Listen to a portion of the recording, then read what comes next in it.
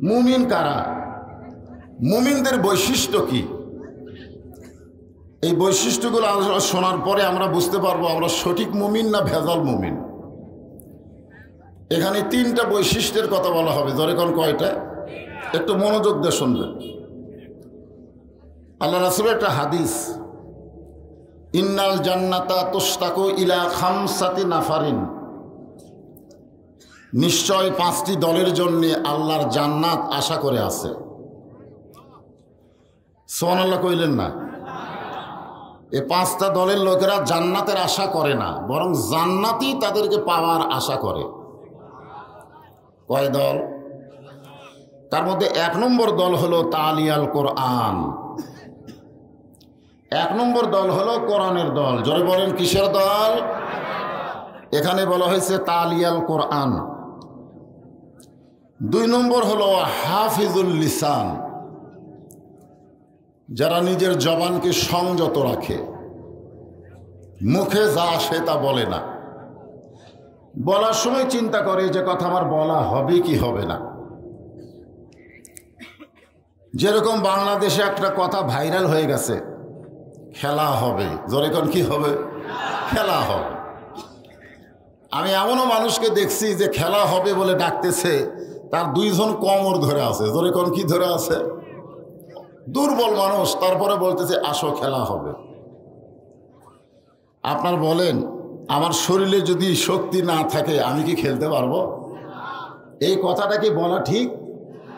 এই জন্যে বলা হয়েছে হাফিজুল লিসান, মুখে যা আসে তা বলো না, কথা যেটা বলবে চিন্তা ভাবনা করে বলা লাগবে, কারণ প্রত্যেকটি কথাই নোট হচ্ছে। জোরে কোন ঠিক কিনা? আমার 2 কান্দে 2 মোহরে লেখিতেছেন ডায়েরি, দলিল দেখে রায় দিবে, টাকা পয়সার নাই কারবার, কিরামান কাতিবিনা ইয়ালামুনা মা তাফআলুন। 3 নম্বর দল হলো মুতিমুল জাইয়ান, যারা ক্ষুধার্তকে অন্নদান করে। 4 নম্বর হলো মুখসিল ওরিয়ান, যারা বস্ত্রহীনদের বস্ত্র দেয়। খালি আর্জেন্টিনা ব্রাজিলের পতাকা বানায় না। সামনে শীত আসতেছে, অনেক মানুষ এই শীতের মধ্যে ঠিকমতো কাপড় চোপড় পাবে না। জোরে কোন ঠিক কিনা? আমাদের বগুড়াতে ব্রাজিলের পতাকা আর আর্জেন্টিনার পতাকা কে কোনটা বড় করবে, এই নিয়ে প্রতিযোগিতা চলতেছে। দেশের মাটিতে বিদেশের পতাকা টাঙ্গাবে, এই নিয়ে আবার প্রতিযোগিতা।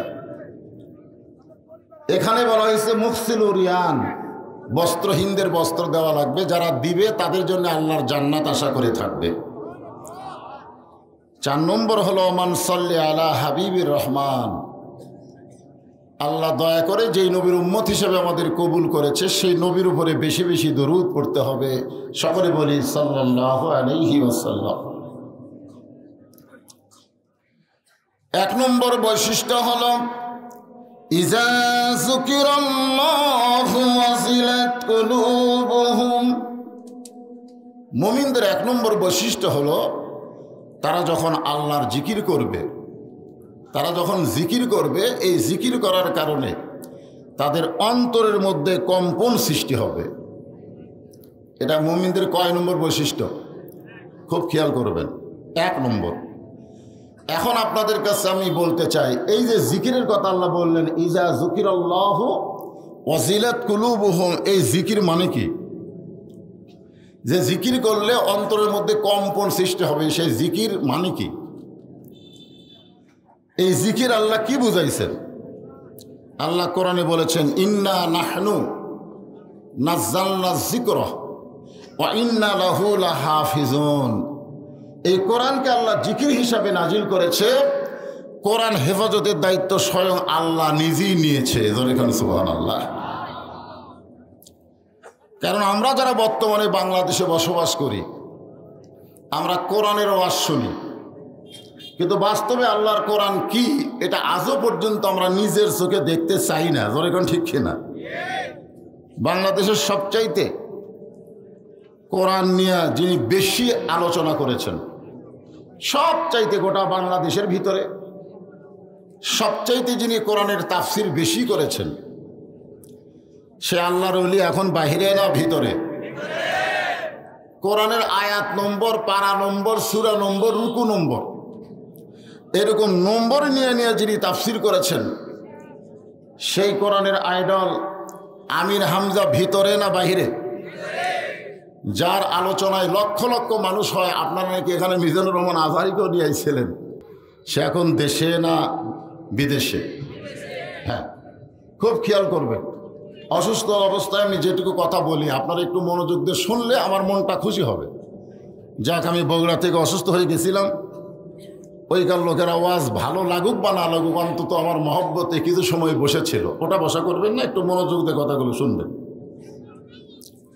আপনারা যারা আজকে তাফসিরুল কোরআন মাহফিল এসেছেন সবাই অন্তর থেকে বলেন, আমরা কি খালি কোরআনের ওয়াজ শুনবো না বাস্তবে এই কোরআন মোতাবেক চলবো? না, আমাদের বাংলাদেশের স্বাধীনতার পর থেকে এ পর্যন্ত আমরা শুধু কোরআনের আলোচনা শুনতেছি, ঠিক কিনা বলেন? বাস্তবে আল্লাহর কোরআনকে আমরা আমল করতে পারতেছি না। সবচাইতে বড় বিপদ কি জানেন? যে মুসলমানেরা কোরআনের ওয়াজ শুনবে কিন্তু কোরআন মোতাবেক চলতে পারবে না, চলার চেষ্টাও করবে না। এটা হলো আমাদের জন্য সবচাইতে বড় বিপদ। আপনারা বলেন তো, এই কোরআনের কোনো ক্ষমতা, কোনো পাওয়ার আছে কি নাই? কিন্তু আমরা কি দেখছি? আমরা দেখিনি, আমরা দেখি নাই। আজকে আমি আপনাদের সামনে কোরআনকে একটু উপস্থাপন করতে চাই। আসলে এই কোরআনটা কি, এই জিকিরটা কি। এরপর আল্লাহ বলতেছেন 2 নম্বর বৈশিষ্ট্য, ওয়াইযা তুলিয়াত আলাইহিম আয়াতুহু যাদাতুহুম ঈমানা। এই কোরআনের আয়াত যখন তেলাওয়াত হবে, এই তেলাওয়াতের কারণে ঈমান বাড়বে না কমবে? এই তেলাওয়াত মানে কি? তেলাওয়াত মানে কোরআন পড়া। আমরা মনে করি যে কোরআন পড়াটাই হলো তেলাওয়াত। যখন সাহাবীরা জিজ্ঞাসা করলেন, ইয়া রাসূলুল্লাহ, ঈমান কি? অনেকে মনে করেছিল লা ইলাহা ইল্লাল্লাহ মুহাম্মদ রাসূলুল্লাহ, এটাই ঈমান। কিন্তু আল্লাহ রাসূল বললেন, ইকরার বিল লিসান, তাসদিক বিল জানান, আমল বিল আরকান। এই 3টার সমন্বয়ে হলো ঈমান। তো কোরআন তেলাওয়াত মানে শুধু কোরআন পড়া না, কোরআন বুঝতে হবে। কোরআন কি করা লাগবে? বুঝতে হবে, কোরআন মোতাবেক চলতে হবে। অর্ধ পৃথিবীর খলিফা হযরত উমর, আমরা সকলেই তার জীবনী জানি। তিনি একসময় রাসূলকে হত্যা করতে তরবারি নিয়েছিলেন, জোরে কোন কথা ঠিক কিনা? আবার সেই উমর এক সময় এই কোরআনের কারণে অর্ধ পৃথিবীর খলিফা হয়ে গেলেন। সেই মাস্তান উমর, মাস্তান। যদি আমাদের এই সময় উমর এরকম হতো, তাহলে উমর ফারুক কোনো কথা বলতে গেলেই সবাই অতীতের রেকর্ড নিয়ে এসে হাজির হতো। অতীতের একটা রেকর্ড, তোমার অতীত কি? এখন যেরকম সব কিছু রেকর্ড হয় না, কোন বক্তা কি বলতেছে। এখানে আমাকে বলতেছে, হুজুর আপনি স্টেজে বসার পরে আমরা একটা ইসলামী সঙ্গীত গাবো। এই কথা আমাকে এর আগে কোনো দিন বলেনি। এখন বলার কারণ কি? এখন বলার কারণ হলো কোনো এক বক্তা হয়তো ইসলামী সঙ্গীত গাবার চাইছিল, তিনি সেইটা অ্যালাও করেনি। জোরে কোন কথা ঠিক কিনা? এই যে ইউটিউবের মাধ্যমে মানুষ আজকাল অনেক দূরে চলে যাচ্ছে, যে একটা ঘটনা কিন্তু থাকে না, এটা ভাইরাল হয়ে যায়। এখন ব্যাপার হলো, এরপরে আবার কলরবের এক বক্তা, যে আগে গান গায়ে শিল্পী হয়েছে, তার শিল্পী থেকে ওয়াজ শুরু। সেই বক্তা আবার বলছে যে ইসলামী সঙ্গীত হলো বিনোদন। ইসলামী সঙ্গীত কি? কথা কয় না। ইসলামী সঙ্গীত কি? বিনোদন। আর ওয়াজ হচ্ছে নূর, ওয়াজ হচ্ছে হেদায়েত। ওয়াজের মাহফিল ইসলামী সঙ্গীত চলবে না। আপনারা বলেন তো, এই কথা যে আমি এখানে বলে যাচ্ছি, এই কথা কি এখানেই শেষ? এটার ভিডিও হচ্ছে কি হচ্ছে না? এটা কিন্তু আগামীকাল আবার ভাইরাল হবে। তো এখন হযরত উমর যখন রাসূলকে হত্যা করার জন্য তরবারি নিয়েছিল, তখন কি ভিডিও ছিল? ভিডিও যদি থাকতো, উমরের শেষকালে যখন উমর অন্যায়ের বিরুদ্ধে ওয়াজ করতে যাইতো, তখন অনেকে ভিডিও দেখাতো, দেখো তোমার অতীতের খবর কি, তুমি তো বড় বড় মাস্তানি মারতিছা। হযরত উমর মরুভূমির ভিতরে গভীর রাত্রে কাঁদতেছেন। আবু যর গিফারি খুঁজতে খুঁজতে ওমর ফারুকের কাছে গিয়ে বলে, আমির আল মুমিনিন, গভীর রাত্রে সবাই যখন ঘুম পাড়ে আপনি কেন কাঁদতেছেন? ওমর ফারুক বলে, আবু বকর, আমার অতীতের কথা বড় মনে হয়, আমার অতীতের কথা বড় মনে হয়। আবু যর গিফারি বলতেছে, আপনার অতীত কি? ওমর ফারুক বললেন, অতীতে আমি একটা খালার বাড়িতে রাখালি করতাম। ছাগল চড়াতে গেলে সন্ধ্যার সময় যখন ছাগল নিয়ে আসতাম, আমার খালা ছাগল গুনে দেখে 2-4টা কম। আমার কান ধরে বলতো, ওমর, কয়টা ছাগল নিয়ে গেলে আর কয়টা ফেরত আনলে? আমি আবার দৌড় দিতাম। ওই ছাগলগুলো কুড়ে কুড়ে যখন খালার কাছে জমা দিতাম, খালা আমার মাথার চুল টেনে ধরে বলতো, আজকে যেই ভুল করছো, আগামীকাল যদি একই ভুল করো তোমার রাখালির চাকরি কিন্তু ক্যান্সেল হয়ে যাবে। আমি তখন খালার পা ধরে বলতাম, খালা, আমার রাখালির চাকরি যদি ক্যান্সেল করে দেন আমি থাকবো কোথায়, খাবো কি? যে ওমর একদিন খালার পা ধরে কেঁদেছে রাখালির চাকরি রক্ষা করার জন্যে, আজকে সেই উমরকে আল্লাহ অর্ধ পৃথিবীর খলিফা বানাইছে। এটা উমরের যোগ্যতাই নয়, এটা কেবলমাত্র আল্লাহর কোরআনের ওসিলায়। এখন আপনারা বলেন, একটা রাখালকে যদি আল্লাহ অর্ধ পৃথিবীর খলিফা বানায় এই কোরআনের কারণে, তাহলে সেই কোরআনের ক্ষমতা আছে না নাই? কিন্তু আমাদের বাংলাদেশে দেখবেন চোর ডাকাতের কোনো তালিকা নাই, দুর্নীতিবাজের কোনো তালিকা নাই। আমাদের বাংলাদেশে সুদখোর, ঘুষখোর, আপনার এলাকায় মনে হয় সুদখোর নাই? আছে? সুদখোর, ঘুষখোরের কোনো তালিকা নাই। তালিকা হচ্ছে যারা কোরআন নিয়ে আলোচনা করে, আলেম ওলামা। ধরে কোন কথা ঠিক কিনা? তাহলে বোঝেন আমাদের বাংলাদেশে কোরআনের ক্ষমতা কি। হ্যাঁ, যিনি কোরআনের লাইব্রেরি বলা হয়েছে, কোরআন হাদিসের লাইব্রেরি, শায়েখ ইব্রাহিম। আপনি যেখানেই কোরআন ধরবেন, যেখানে হাদিস ধরবেন, উনি অনর্গল বলবেন। সেই বুড়া মানুষের হাতেও হ্যান্ডকাপ লাগছে। ধরে কোন কথা ঠিক কিনা? কথা কন। এই তো হচ্ছে আমাদের কোরআনের ক্ষমতা।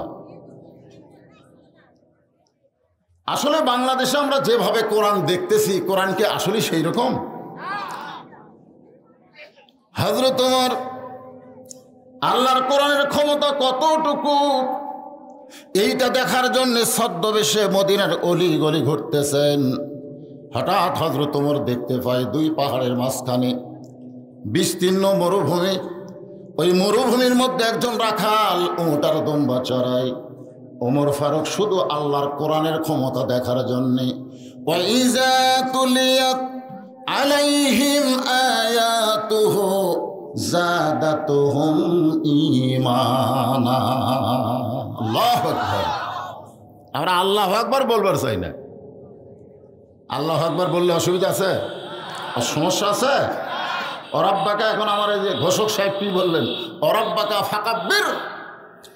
রাসূলকে আল্লাহ তাকবীর দিতে বলেছেন, কারণ আপনি সারা জীবন সুবহানাল্লাহ বলেন, আলহামদুলিল্লাহ বলেন, লা ইলাহা ইল্লাল্লাহ বলেন, শয়তান আপনার কাছেই বসে থাকবে। কেউ যদি সুবহানাল্লাহ সুবহানাল্লাহ সুবহানাল্লাহ সুবহানাল্লাহ, দেখবেন শয়তান কাছে পাও টিপবে। মানে সুবহানাল্লাহ করলে শয়তানের কোনো অসুবিধা হয় না, আলহামদুলিল্লাহ বললে শয়তানের কোনো সমস্যা হয় না, লা ইলাহা ইল্লাল্লাহ বললে শয়তান কিছুই মনে করে না।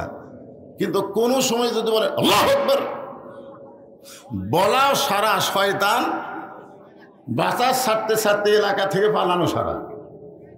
সে আল্লাহু আকবার আমাদের মুখে এখন আর উচ্চারণ হওয়ার চাই না। ওমর ফারুক রাখালকে সালাম দিলেন, আসসালামু আলাইকুম রাখাল ভাই, আমার পেটে ক্ষুধা লাগছে, ওটের 1 পেয়ালা দুধ চাই। ওমর ফারুক বলে, তোমারে সালাম দিলাম, তোমার কাছে উঠে 1 পেয়ালা দুধ চাইলাম, তুমি হাসো কেন? রাখাল বলে, পথিক, তুমি আমারে সালাম দিলেই ওটের দুধ চাইলে আমি তোমাকে সালামের উত্তর দেব না, ওটের দুধ দেব না। আগে জানতে হবে তোমার পরিচয়। আমরা যারা এখানে বসেছি আমাদের একটা পরিচয় আছে না নাই? কি পরিচয়? শোনেন, ইসলাম হলো একটা গাড়ির নাম। ধরে নেন, ইসলাম একটা কিসের নাম? গাড়ি। গাড়ি, ওই গাড়িতে যারা চড়বে এই যাত্রী হলো মুসলমান। এই গাড়িতে যারা চড়বে সেই যাত্রীর নাম কি? জোরে বলেন। ওই গাড়িতে চড়তে একটা টিকিট লাগবে, বিনা টিকিটে কিন্তু ইসলাম গাড়িতে চড়া যাবে না। যে টিকিট লাগবে, এই টিকিটের নাম হলো ঈমান। যেরকম টিকিটের নাম কি? ঈমানের টিকিট নিয়ে মুসলমান যাত্রী হয়ে কেউ যদি ইসলাম গাড়ির ভিতরে পারে না, ইসলাম গাড়ির ভিতরে যদি বসতে পারে, ইসলাম গাড়ি চলতে চলতে চলতে তাকে জান্নাত নামক বাড়িতে পৌঁছে দিবে। রাখাল বলতেছে, পথিক রে, তুমি আমার সালাম দিলেই, উটের দুধ চাইলে তোমাকে উটের দুধ দিবার পারবো না, আগে তোমার পরিচয় দাও। ওমর ফারুক চিন্তায় পড়ে গেলেন। অর্ধ পৃথিবীর খলিফা হইয়া ছদ্মবেশ ধারণ করেছি আল্লাহর কোরআনকে দেখার জন্যে, এখন যদি আমার পরিচয় দেই, এখন যদি আমার পরিচয় দেই তো গুমুর ফাঁস হয়ে যাবে। এমন সময় আল্লাহর কোরআন, এই যে কোরআনের ওয়াজ শুনতে আইছেন, গাড়ির প্যাক শুনে ওইদিকে রাস্তার দিকে তাকান কেন? হ্যাঁ, এখন কতগুলো গাড়ির সাউন্ড, একটা হলো পুলিশের গাড়ি, একটা হলো রুগীর গাড়ি। এগুলো গাড়ির সাউন্ড আলাদা না? ধরে কেন আলাদা কিনা? তো এখন আল্লাহর কোরআন ওমর ফারুকের সামনে এসে বলতেছে, ওমর, রাখাল যখন তোমার পরিচয় চাইছে, তুমি আসল পরিচয় দাও। তুমি যে অর্ধ পৃথিবীর খলিফা, এটা তোমার আসল পরিচয় না। তুমি যে প্রধানমন্ত্রী, এটা তোমার আসল পরিচয় না। তুমি যে এমপি, তুমি যে এসপি, তুমি যে ডিসি, তুমি যে বক্তা, এগুলা তোমাদের আসল পরিচয় না। এগুলো হচ্ছে ভেজাল পরিচয়। ধরে কারণ কি পরিচয়? আসল পরিচয় হলো মিল্লাত আবিকুম ইব্রাহিম ওয়া সাম্মাকুমুল মুসলিমিন। আসল পরিচয় হলো তোমার জাতির পিতা। তোমার জাতির পিতা ইব্রাহিম তোমার নাম রেখেছে হুয়া সাম্মা কুমুল মুসলিমিন, তোমার নাম রেখেছে মুসলমান। রাখাল যখন তোমার পরিচয় চাইছে, তুমি আসল পরিচয় দাও। ওমর ফারুক বললেন, রাখাল, তুমি যখন আমার পরিচয় শুনতে চাও, আমার আসল পরিচয় হলো আমি একজন মুসলমান। রাখাল মুচকি মুচকি হাসে। ওমর ফারুক বলে, আবার হাসির কি হলো? বলে, হাসার কারণ হলো আসল না নকল। মুসলমানের মধ্যে আবার ভেজাল আছে, যেরকম আছে না নাই? আল্লাহ কোরআনে কেন বললেন, ওয়ামিনান নাসি মান ইয়াকুলু আমান্না বিল্লাহি ওয়া বিল ইয়াউমিল আখির ওয়া মা হুম বিমুমিনিন। আপনারা বলেন তো, আপনারা কোনো হিন্দু মুসলমান হতে দেখেননি? কারণ দেখেন নাই? আমি দেখছি একটা বৌদ্ধ মুসলমান হয়েছে, খ্রিস্টান মুসলমান হতেও দেখেছি, কিন্তু আজ পর্যন্ত আমরা কোনোদিন কি দেখছি যে একটা মোনাফিক মুসলমান হলো? একটা মোনাফিককে আপনার মুসলমান হতে দেখছেন? কেন দেখেননি? না না না, আমাদের বাংলাদেশের অধিকাংশ মুসলমানই হলো মুনাফিক। জোরে কোন কথা ঠিক ছিল? এরা মনে করে আমরা ঠিকই আছি। এরা কি মনে করে? আমরা ঠিক আছি। কিন্তু আসলে যারা ঠিক নাই, আজকের এই কোরআনের আলোচনা শুনলে আপনারা বুঝতে পারবেন। একটু মনোযোগ দিয়ে শোনেন। রাখাল বলতে যে, পথিক, তুমি যে মুসলমানের দাবি করলে, তুমি আসল না ভেজাল? ওমর ফারুক বলে, রাখাল, মুসলমান তো মুসলমান, এর মধ্যে আসল নকল কি? রাখাল বলতেছে, আসল মুসলমান যারা হবে তারা চাওয়ার ব্যাপারে সতর্ক থাকবে।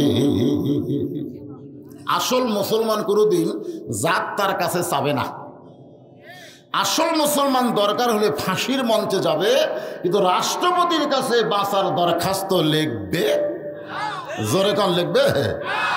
উকিল বলেছিল যে, আপনি রাষ্ট্রপতির কাছে দরখাস্ত করেন, রাষ্ট্রপতি দয়া করে যদি ফাঁসির দণ্ড মওকুফ করে, তাহলে তো আপনার টেনশন নাই। আসল মুসলমান তার উত্তরে কি বলেছিল জানেন? উকিলকে বলতেছে, উকিল ভাই, আমার জীবনে 3টা রাষ্ট্রপতিকে আমি ক্ষমতায় থাকা অবস্থায় মরা দেখছি। ফাঁসির আসামি বলতেছে, আমার জীবনে 3টা রাষ্ট্রপতিকে আমি ক্ষমতায় থাকা অবস্থায় মরা দেখছি। তার মধ্যে একটা হলো বঙ্গবন্ধু শেখ মুজিবুর রহমান, একটা হলো জিয়াউর রহমান, আর একটা হলো জিল্লুর রহমান। এই 3টা কিন্তু ক্ষমতার চেয়ারে থাকতেই আজরাইল যাচ্ছে। তোর এখন কথা ঠিক কিনা? যে রাষ্ট্রপতি নিজেই বাঁচতে পারে না, তার কাছে বাঁচার দরখাস্ত কোন মুমিন কোনদিন লিখবে? কুল্লু মান আলাইহা ফানি ওয়া ইয়াবকা ওয়াজহু রাব্বিকা যুল জালালি ওয়াল ইকরাম। এমন একজন রাষ্ট্রপতি যিনি হলেন আমাদের আল্লাহ। জোরে বলেন, যিনি কে? সূরা মুলুক আপনার পড়েননি? সূরা মুলুক যদি প্রতিদিন ফজর নামাজের পরে পড়েন, আপনি যখন মরে কবরে যাবেন, এই সূরা মুলুক আপনার দেহের একটা কাফনের উপরে চাদর হবে। সূরা মুলুক কাফনের উপর একটা কি হবে? চাদর হবে। কবরের মাঠে আপনাকে আযাব দিতে পারবে না। আযাব দিবার আসলে সূরা মুলুক ওইটা বাধা দিবে। সেই সূরা মুলুক আপনার পড়ছেন, খালি সুবহানাল্লাহ বলে হবে না তো। তাবারাকাল্লাযী বিয়াদিহিল মুলকু ওয়া হুয়া আলা কুল্লি শাইইন কাদির। গোটা পৃথিবীর রাজত্ব, কর্তৃত্ব, মালিকানা কার হাতে? সমস্ত ক্ষমতার মালিক কে? রাখাল বলতেছে, তুমি যদি আসল মুসলমান হও, তুমি দুধ চাইছো কার কাছে? উমর ফারুক চমকে উঠছে। চমকে ওঠার কারণকে জানেন? উমর ফারুক চমকে উঠে মনে মনে হাসতেছে আর ভাবতেছে, তোমার কোরআন দিয়ে যখন রাষ্ট্র চলবে, তখন উমর যদি ভুল করে, একটা রাখাল পর্যন্ত সেই ভুল ধরতে পারবে। আজকে বাংলাদেশে মানুষের তৈরি আইন দিয়ে রাষ্ট্র চলে, যার কারণে কোনো নেতা ভুল করলে সাধারণ মানুষ ধরবার সাহস পায় না। ধরে খান কথা ঠিক কিনা? কারণ ধরলি খালি বিপদ। ওমর ফারুক বলেন, রাখাল ভাই, আসলে চাওয়ার ব্যাপারে আমার ভুল হয়ে গেছে। রাখাল বলতেছে, ভুলটা যখন স্বীকার করেছ, তাহলে তোমার বাঁচার উপায় আছে। ভুলটা যখন স্বীকার করছো, তোমার বাঁচার উপায় আছে, তওবা করো। কি করো?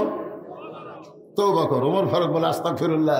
রাখাল বলে, তুমি মূর্খ মানুষ, তুমি মূর্খ মানুষ, তুমি তওবা কেমনে করবা? বরং আমি তওবা করাই, তুমি আমার সঙ্গে তওবা পড়ো। ওমর ফারুক বলে, আমি মূর্খ, তুমি কেমনে কও? রাখাল বলতেছে, চাওয়ার ব্যাপারে যে সতর্ক হয় না, সে যত বড়ই ডক্টর কামাল হোক। আমাদের বাংলাদেশের সংবিধান যিনি লিখছেন, তিনি হলেন ডক্টর কামাল। যেরকম তিনি কি 18 সালে নির্বাচনের আগে উনি কিন্তু সিলেটের শাহজালালের মাজারে গেছিল। ওটা পেপারের হেডলাইন, ছবি সহ দিয়েছে। কতগুলো নেতা সিলেটের শাহজালাল মাজারে গিয়ে 2 হাত তুলে বলতেছে, বাবা এবার আমরা ভোটর দাঁড়াছি, বাবা এবার আমরা কাঠ দাঁড়াছি, ঐক্য জোট করে আমরা ভোটে দাঁড়াইছি। ফেরেশতারা বলতেছে, আল্লাহ তুমি কোরআনে বলেছো, আস্তাইনু বিসসবরি ওয়াসসালাহ, ধৈর্যর নামাজের ভিতর দিয়ে চাইতে হবে তোমার কাছে। আর এই বেটার নামাজ টামাজ বাদ দিয়ে বাবার দরবারে হাত পাতাইছে। আপনারা বলেন তো, ডক্টর কামাল কি শিক্ষার দিক দিয়ে কমজোরি? কিন্তু চাওয়ার ব্যাপারে যদি সতর্ক না হয়, যতই শিক্ষিত হোক, সে হলো 1 নম্বর মূর্খ। জোরে কোন কথা ঠিক কিনা? রাখাল হযরত ওমরকে বলে, পথিক, চাওয়ার ব্যাপারে যখন সতর্ক হও নাই, তুমি মূর্খ, তুমি কেমনে তওবা করবা? বরং আমি তোমাকে তওবা পড়াই। উমরের চোখ দা দর দর করে পানি আসতেছে। আল্লাহ, তোমার কোরআন যখন দুনিয়াতে চালু থাকবে, উমর যদি ভুল করে, রাখাল তাকে তওবা পড়াবে। আমার সঙ্গে সকলে পড়েন, আস্তাগফিরুল্লাহ, আস্তাগফিরুল্লাহ, লা হাওলা ওয়ালা কুওয়াতা ইল্লা বিল্লাহিল আলিয়্যিল আযীম। ওমর ফারুককে রাখাল তওবা পড়ানোর পরে রাখাল বলতেছো, উমর ফারুক বলতেছো, রাখাল ভাই, আল্লাহর ওয়াস্তে উটের 1 পেয়ালা দুধ দাও, যেই দুধটা পান করে ক্ষুধা তৃষ্ণা নিবারণ করতে চাই। আগে বলেছিল রাখাল ভাই, তওবা করার পরে বলতেছে আল্লাহর ওয়াস্তে। রাখাল মুস্কি মুস্কি হাসে। উমর ফারুক বলে, হাসো কেন? বলে, হাসার কারণ হলো, তওবা করার পরে তুমি আবার মুনাফিকি করলে। যেই কইছে মুনাফিক, উমর ফারুকের চেহারা রক্তের মতো লাল হয়ে গেছে। আপনি যদি কাফের বলেন, এরাই তো লাভবাসী, যখন তখন কাফের কয় না, যাক তাক কাফের বানায়, তাও ভালো, তাও ভালো। কাফেরেরা থাকবে জাহান্নামের উপরে। কাফেরেরা থাকবে কোথায়? কথা কয় না কেন? কোথায়? আর মুনাফিক থাকবে জাহান্নামের। মুনাফিকেরা এত নিচে থাকবে যে কাফেরের উপর থেকে পেশাব পায়খানা করবে, ওরা নিচে থেকে ওটা খাবে। কাফেরের পেশাব পায়খানা মুনাফিকেরা খাবে। সাহাবীরা বললেন, ইয়া রাসূলুল্লাহ, এই বদমাইশ মুনাফিক কোন দলের ভিতরে আছে?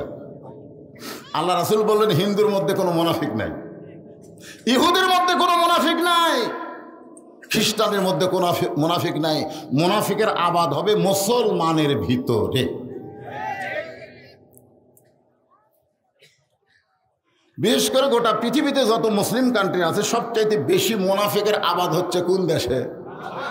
আরো জোরে, জোরসে বলুন, জোর হলো না, আরো জোরে। এরা মসজিদের মধ্যে ঢুকবে ডান পায়ে, আর রাস্তায় চলবে বাম সাইডে। ফেরেশতা কয়, আল্লাহ তোমার ঘরের মধ্যে ঢোকার সময় ঠিকই খেয়াল তো ডান পাও, তো বের হয়ে রাস্তার ডান সাইড বাদ দেয় কেন? তোমার আইন হলো রাস্তার ডান সাইডে হাঁটা, এরা বাম দিয়ে হাঁটে গেন। মসজিদের মধ্যে যতক্ষণ আল্লাহ মানে ততক্ষণ, মসজিদের বেড়া আসলে আর মুনাফিক হয়ে যায়। আপনি যদি বাম সাইডে হাঁটেন, ডান সাইডে হাঁটার আন্দোলনের দল করেন, জোরে কোন কথা ঠিক কিনা? কারণ বুখারী শরীফের হাদিস, মান সাআলাল্লাহু তাআলা আশ-শাহাদাতা বিসিদ্দিকিন বাল্লাগাহুল্লাহু মানাজিলাশ শুহাদা ওয়া ইন মাতা আলা ফিরাশিহি, রাওয়াহুল বুখারী কিতাবুল মাগাজি। আল্লাহ রাসূল বলেন যে হাসরের ময়দানে অনেক বান্দাকে শহীদদের কাতারে দাঁড় করানো হবে যারা দুনিয়াতে শহীদ হয় নাই, কিন্তু ইসলামে আন্দোলন করেছে শাহাদতের তামান্না নিয়ে। জোরে কারণ সুবহানাল্লাহ। তাই মা তাআলা ফিরাশিহি, যদি সে নিজের বিছনায় মৃত্যুবরণ করে, বাল্লাগাহুল্লাহু মানাজিলাশ শুহাদা, হাসরের ময়দানে তাকে শহীদদের কাতারে দাঁড় করানো হবে। তাহলে আল্লাহর কোরআনের জন্য আমরা শহীদ হব, এই নিয়ত আমাদের অন্তরে থাকার দরকার আছে না নাই? কাদের আছে? আমার আল্লাহকে একটু হাত দেখান। লিল্লাহি, হাত নামান, খালি এই নিয়ত করেন যে শহীদ হব। হওয়া লাগবে না, হওয়া লাগবে না, হওয়া লাগবে না, মরা লাগবে। মরাটা যেন সাধারণ মৃত্যু না হয়। মুসলমানের এই তামান্না থাকা দরকার আছে না নাই? দরকার আছে না নাই? ওমর ফারুক সিহারের মধ্যে রক্ত নিয়ে বলতেছে, ও রাখাল, আমার মধ্যে মুনাফিকের কি দেখলা? রাখাল বলতেছে, লিমা তাকুলু মা লা তাফআলু। রাখাল কোরআন শরীফ পড়ে বলতেছে, লিমা তাকুলু মা লা তাফআলুন, তোমার এই মুখের সাথে মনের মিল নাই। তুমি সত্যি করে বলো পথিক, আমি কি উটের মালিক? আমি যদি উটের মালিক হতাম তুমি আমাকে রাখাল বলতে না। আর যখনই তুমি আমাকে রাখাল বলছো তখন তোমার মন বলতেছে আমি উটের মালিক না। আর মালিক বাদ দিয়ে রাখালের কাছে আল্লাহর হস্তে চাইলেও রাখাল দিবার পারবে? পারবে? আরও আজ আপনারা শুনছেন, মনে করে আমি হলাম সেই রাখাল। টেস্ট থেকে যেই নামছি একজন লোক দৌড়ে এসে হাতের মধ্যে কসকসা খুব নতুন 100 টাকার নোট দিল। তো টাকা দেখে তো লোভ হলো, নতুন টাকা, অনেক দিন আগে। টাকাটা পকেটে রেখে আমি বললাম, ভাইজান কি জন্য টাকা দিলেন? বলে, হুজুর দোয়া করবেন, আমার বইয়ের পেটে বাচ্চা আছে, আল্লাহ যেন পুত্র দেয়। যখনই বলছে হুজুর দোয়া করবেন, আমার বইয়ের পাশে বাচ্চা আছে, আল্লাহ যেন পুত্র দেয়, তখন তো আমি আমার দিকে খেয়াল করলাম যে আমি 3টা মেয়ের বাপ, আমার দোয়া দিয়ে আল্লাহ আমাকে পুত্র দেয়নি। প্রথম যখন মেয়ে হলো, পরের বার যখন বাচ্চা হয়েছে, আমি খুব দোয়া করছি, আল্লাহ মেয়ে তো একটা দিছে, এবার একটা পুত্র দাও। এত দোয়া করছে, আবার কন্যা সন্তান। লাস্টে 15 বছর পরে আবার পুত্র সন্তানের আশায় চান্স দিয়েছিলাম, সেইবারও আল্লাহ দিছে আবার একটা কন্যা। আমি চিন্তা করলাম যে আমার দোয়া দিয়ে আমার বইয়ের পেটেরটাই পুত্র হয় না, তাহলে ওর বইয়েরটা হবে? আমি তো একজন রাখাল রে ভাই। প্রত্যেকটা মানুষকে অভিভাবককে, আলেম ওলামাদেরকে আল্লাহ রাখালের দায়িত্ব দিছে। জোরে করে কথা ঠিক কিনা? 200 টাকা বের করে দিয়ে দিলাম। তো কয়, হুজুর আমি তো টাকা চাইনি, দোয়া চাইছি। আমি কইলাম, তুইও যাহমো তাই। আমি পরপর 3টা মেয়ের বাপ। সঙ্গে সঙ্গে বলে, হুজুর আপনার টাকা আপনি নেন, আমার টাকা আমারে ফেরত দেন। ওরে যেই মাত্র টাকা দিলাম মারতেছে দৌড়। পিছন দিকে ধরে বললাম, কোথায় যাবি? বলে, যেই হুজুরের পুত্র সন্তান আছে আমি তার কাছে দোয়া নিব। আমি কইলাম, কোনো হুজুরের কাছে না, কোনো বাবার কাছে না, কোনো পীরের কাছে না, কোনো মাজারে না, পাইতে যদি চাও কেবলমাত্র আমার আল্লাহর কাছে চাও। না'বুদু, সকলে বলেন ইয়্যাকা না'বুদু ওয়া ইয়্যাকা নাস্তাঈন।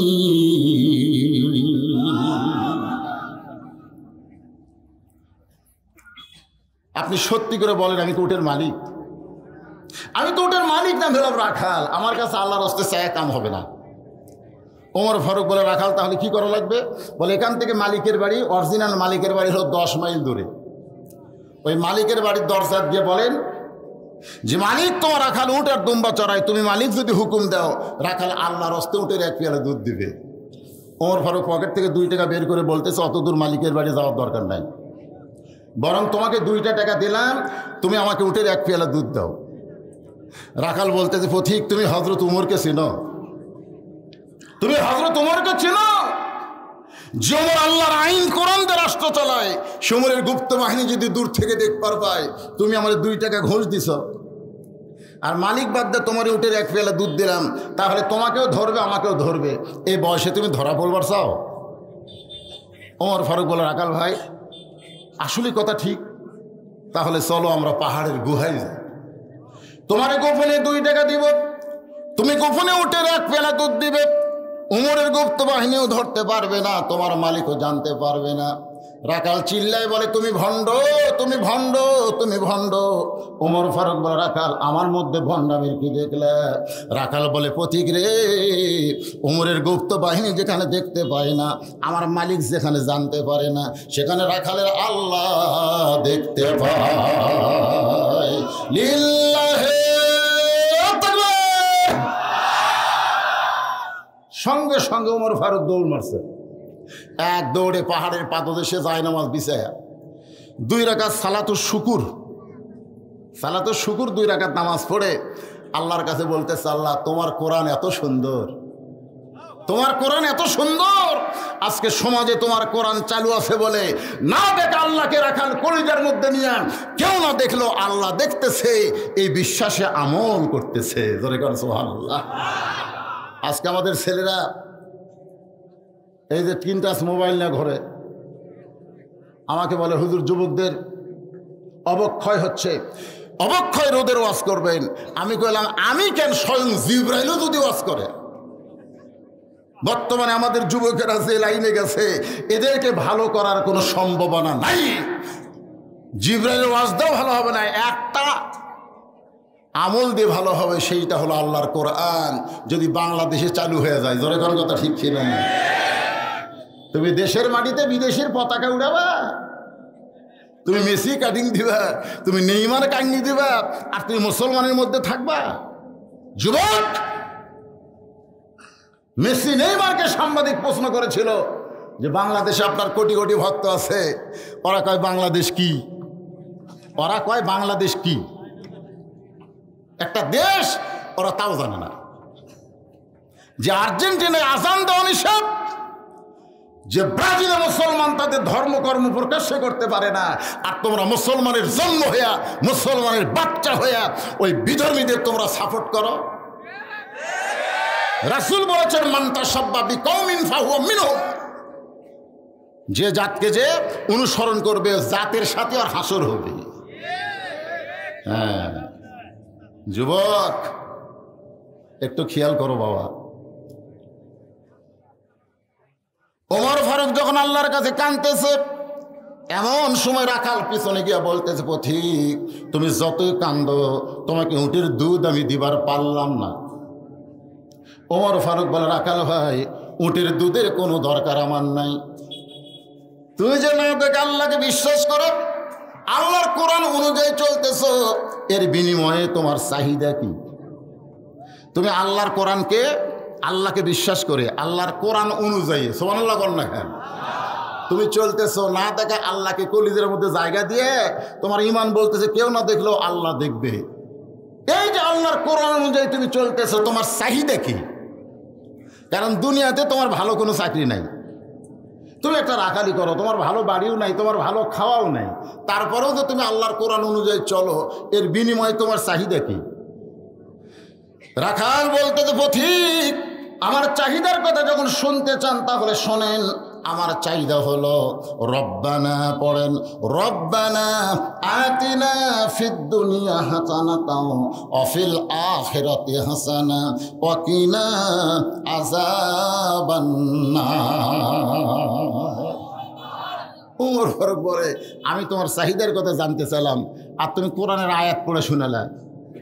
রাখাল বলে, পথিক আমার চাহিদা হলো দুইটা, একটা হলো দুনিয়ার সৌন্দর্য, একটা হলো আখিরাত। দুনিয়ার চাহিদা হলো মহামানব হযরত উমরকে আমি এক নজর দেখতে চাই, এটা হলো আমার দুনিয়ার চাহিদা। কেন দেখতে চাই? যে উমর আল্লাহর কোরআন দিয়ে রাষ্ট্র চালানোর কারণে আমার মতন রাখাল না দেখা আল্লাহকে কলিজার মধ্যে জায়গা দেবার পারছি। সেই মহামানব হযরত উমরকে যদি একটা নজর দেখতে পাইতাম, আমার দুনিয়ার চাহিদা আল্লাহ পুরো করত। তাহলে বাংলাদেশের মুসলমানেরা ভালো একটা নেতা দেখার চাহিদা আমাদের আছে না নাই? ভালো নেতা, আমার এলাকার একজন পাকা মার্কা, আমি জন্মের পর থেকে দেখছি ওই এক ওয়াক্ত নামাজ বাদ দেয়নি, এক ওয়াক্ত নামাজ বাদ দেয়নি। দাড়ি বড়, জুব্বা টুপি, ওই আবার চেয়ারম্যানের ডানাতে মার্কা হলো পাকা। 42,000 ভোট আমার ইউনিয়নে, মাত্র 227 ভোট পাচ্ছে। এটা কি হলো? আমি বললাম, বর্তমানে বাংলাদেশে যেই পরিবেশ চলতেছে, সব জিব্রাইলও যদি ভোটার দাঁড়ায় ফেল করবে। জোরে কর কথা, ঠিক না? ফেল করবে, কারণ এখানে ভালো মানুষ দেখবে না, তো এখানে দল দেখবে। কোন দলের? জোরে কোন কথা, ঠিক না? দল দেখবে। আয় আয় রে, যে দল নিয়ে চলতেছেন এই দলে ভালো নেতা দেখা সম্ভব নয়, সম্ভব নয়। মন খারাপ করতেছেন? রাখাল বলে, আমার এক নম্বর চাহিদা হলো মহামানব হযরত উমরকে আমি এক নজর দেখতে চাই।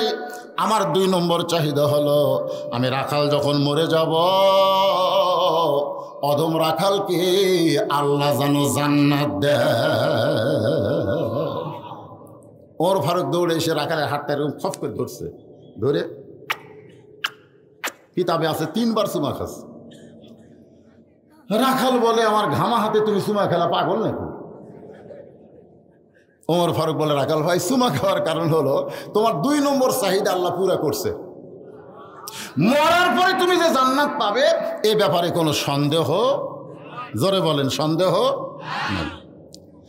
ইন্নাল্লাযীনা ক্বালু রাব্বুনাল্লাহু সুম্মা ইসতাকামু তাতানাজ্জালু আলাইহিমুল মালাইকা আল্লা তাখাফু ওয়া লা তাহজানু ওয়া আবশিরু বিল জান্নাতিল্লাতী কুনতুম তুআদুন। রাখাল মুসকি মুসকি হাসে। ওমর ফারুক বলে, রাখাল হাসো কেন? বলে, হাসার কারণ হলো এতক্ষণ মনে করছিলাম তুমি মূর্খ, তুমি বোকা, কিন্তু এখন দেখতেছি তুমি খুব চালাক। ওমর ফারুক বলে, আমার মধ্যে চালাকির কি দেখলে? রাখাল বলতেছে, মরে গেলে জান্নাত পাবো, এ কথা তুমি সহজেই বললে, কিন্তু হযরত উমরকে এক নজর দেখতে পাবো, এই কথা বলতে তোমার কোন জায়গাত বাঁচতেছে? ওমর ফারুক কিন্তু চিন্তাত পড়ে গেছে, যে রাখাল আমাকে তওবা পড়াছে, যে রাখাল আমাকে মুনাফিক করছে, যে রাখাল আমাকে ভণ্ড করছে, এখন যদি বলে আমি উমর, বলাও সারা, রাখাল হার্ট ফেল করে মরাও সারা। জোরে কোন কথা, ঠিক কিনা? আচ্ছা, হার্ট ফেল করে মরা এই রোগের নাম কি? স্ট্রোক। আমাকে ডাক্তার সাহেব বলছে যে আপনার যে অবস্থা, 1.5 লাখ প্ল্যাটিনাম থাকা লাগবে, সেখানে আপনার আছে মাত্র 39,000। যে কোনো সময় আপনি হার্ট ফেল করবেন, স্ট্রোক করবেন, ওয়াজ বন্ধ করে দেন। তো ব্যাপারটা হলো, বর্তমানে বাংলাদেশে স্ট্রোক করে কিন্তু মানুষ সবচাইতে বেশি মরতেছে। জোরে কোন ঠিক কিনা? কারণ 80 টাকা কেজি সোয়াবিন কিনবার যাই 200 টাকা, 80 টাকা কেজি সোয়াবিন এক টানা 200 টাকা। বাড়ারও তো একটা সাইজ আছে, জোরে কোন আছে না নাই? পেট্রোল কিনতে 90 টাকা, পরের দিন কিনবে যে দেখে 100।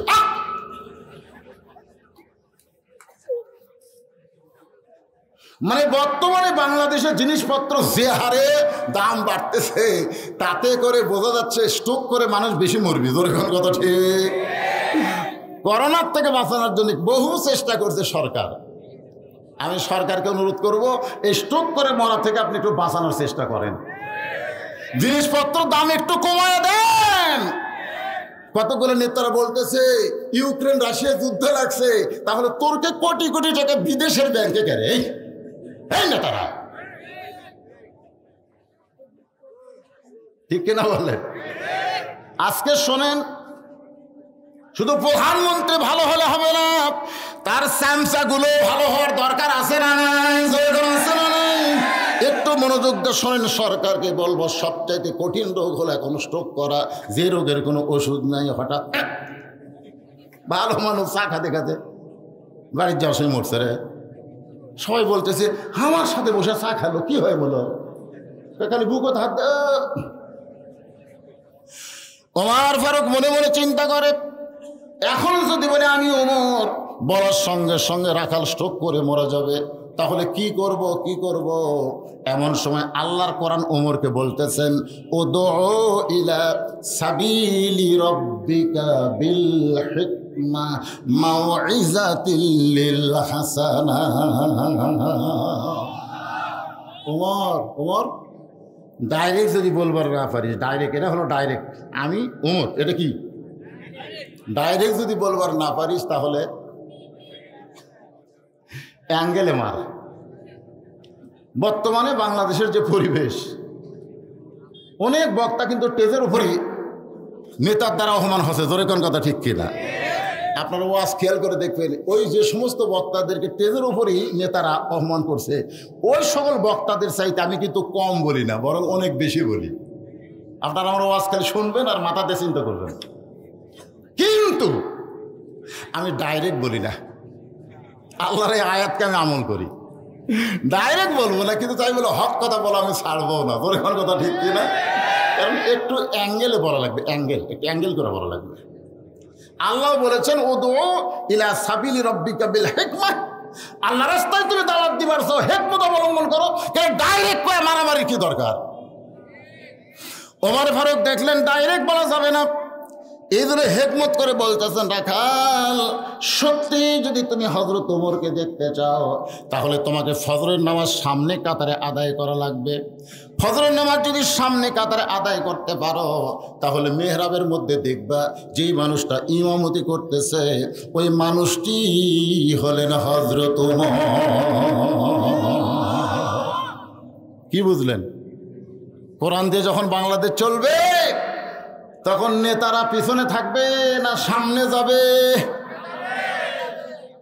তিনজন মসজিদের মধ্যে ঢুকছে, তিনটা ছাড়া কোনো মুসল্লি নাই।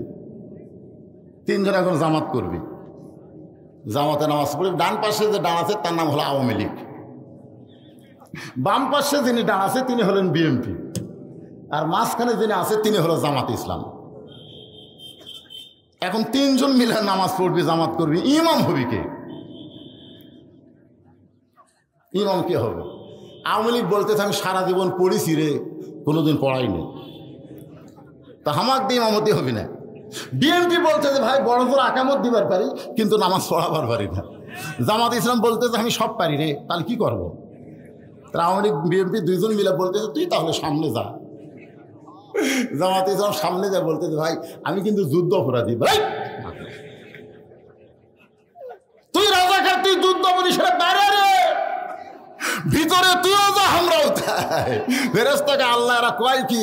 আল্লাহ বলে ওরা যখন ইসলামের ভিতরে আসবে, কোরআনের ভিতরে আসবে, তখন আওয়ামী লীগ বিএনপি জামাত থাকবে না, সব মুসলমান এক কাতারে দাঁড়াবে।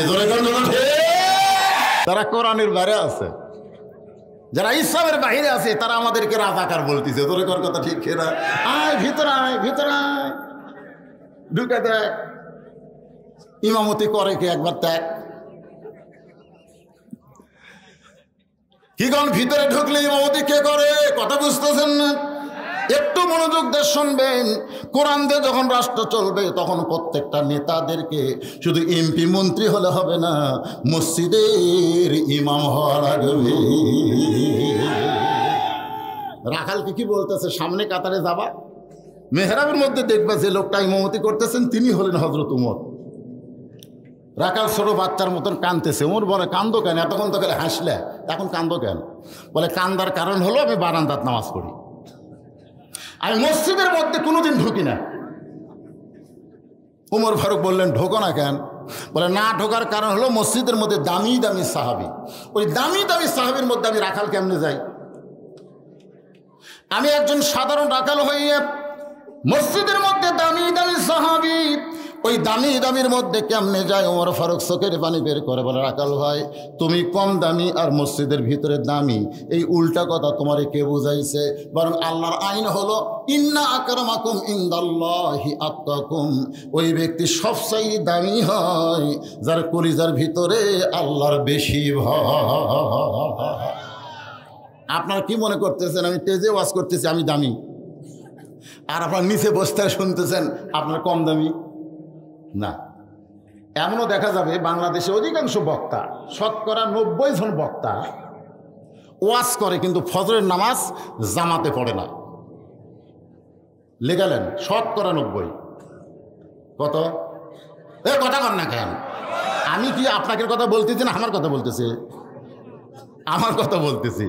70-90 জন বক্তা ফজরের নামাজ পড়লেও জামাতে পড়ে না, আর ফজর যারা জামাত পড়বে না তারা হবে মুনাফিক। জোরে কথা মুনাফিক কিনা?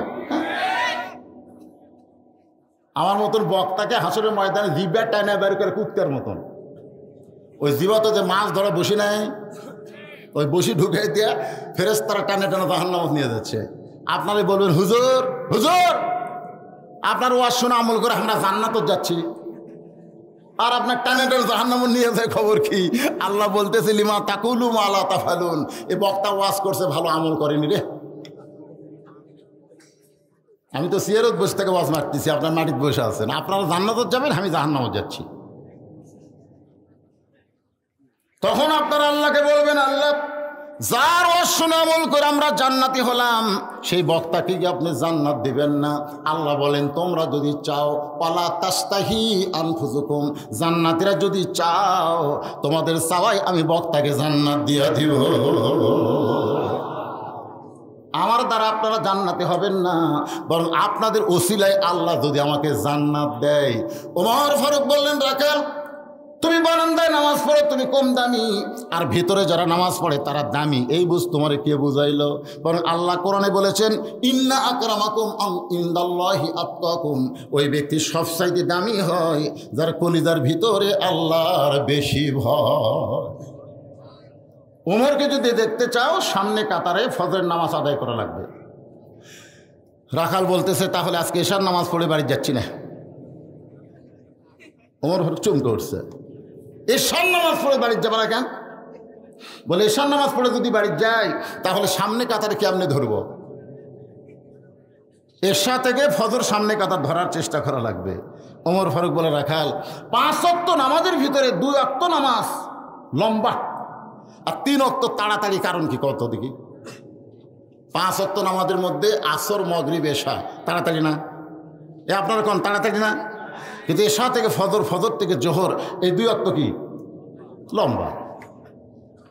কেন লম্বা হয়েছে বলো তো? রাখাল বলতেছে, আমি তো বলতে পারি না। ওমর ফারুক বললেন, শোনো, ফজর থেকে জোহর আল্লাহ লম্বা সময় দেওয়ার কারণ হলো মানুষ দুনিয়ার কাজকাম করবে, ব্যবসা বাণিজ্য করবে, চাকরি বাকরি করবে, এগুলো করতে গিয়ে দেহের ক্ষয় হবে, ব্রেনের ক্ষয় হবে।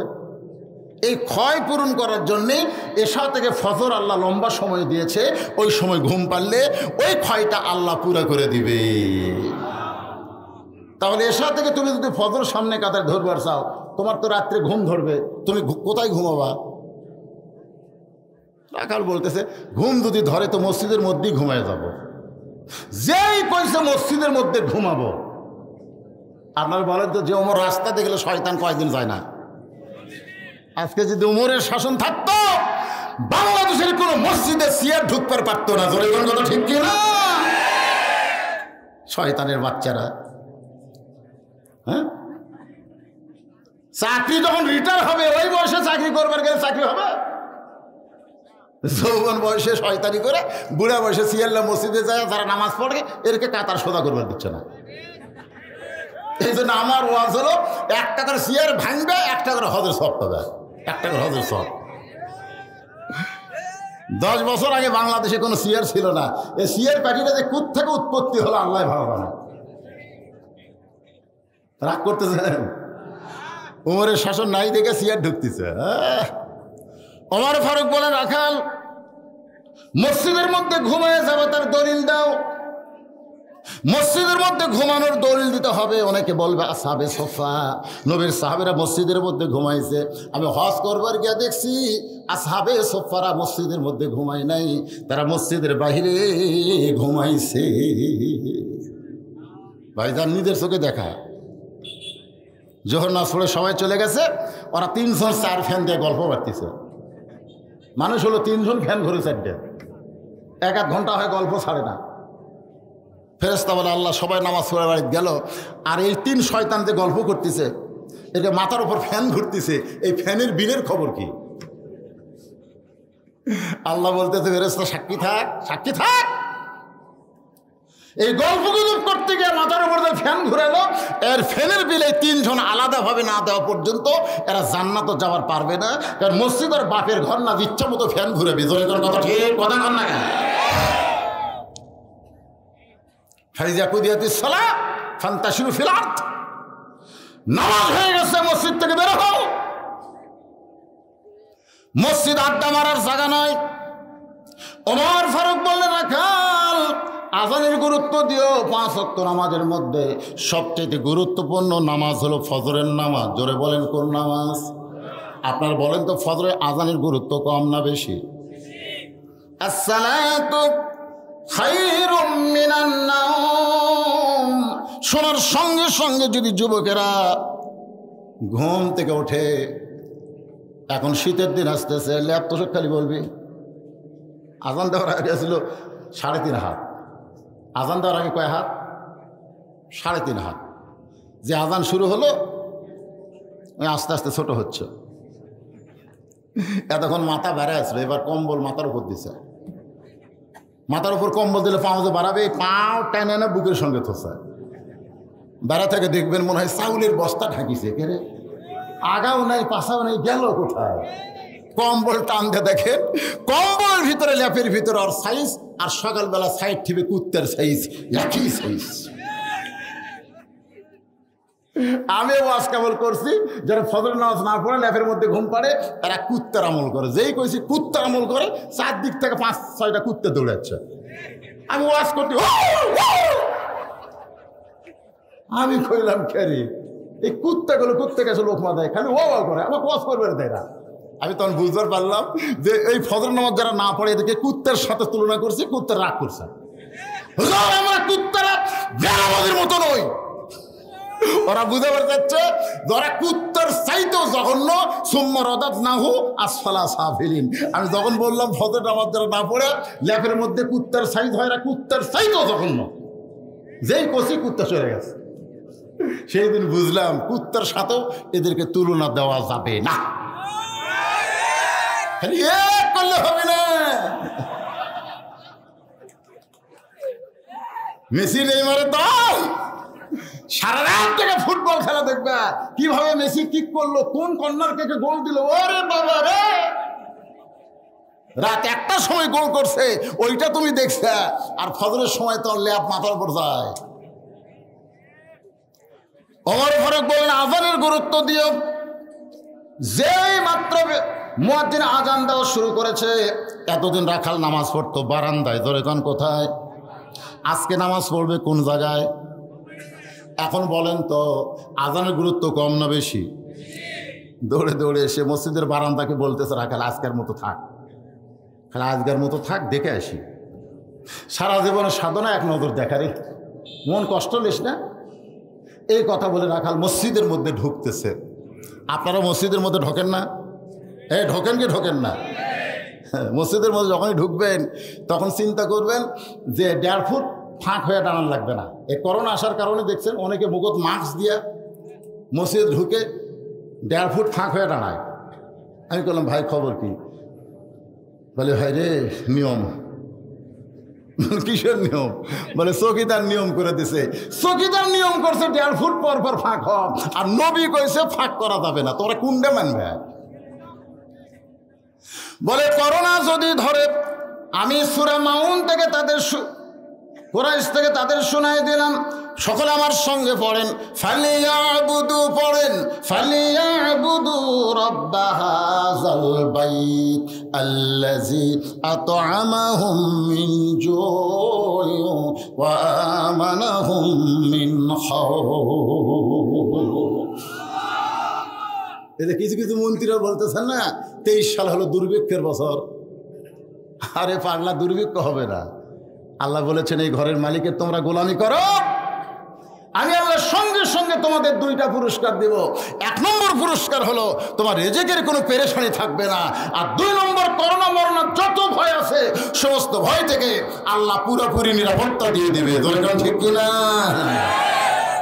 রাখাল এতদিন নামাজ পড়েছে বারান্দায়, আজকে মসজিদের মধ্যে ঢুকতেছে ডান পায়ে, শুধু ডান পায়ে ঢুকতেছে না, জবান খুলে একটা দোয়া পড়তেছে, আল্লাহুম্মা আফতাহ লি। সকলে পড়েন, আল্লাহুম্মা আফতাহ লি আবওয়াবা রহমাতিক। এই দোয়াটা পড়ে রাখাল মসজিদের সামনে কাতারে যাবার চায়। যাবার যখনই চায় প্রত্যেকটা সাহাবী নড়ে সরে রাখালকে যাওয়ার রাস্তা করে দেয়।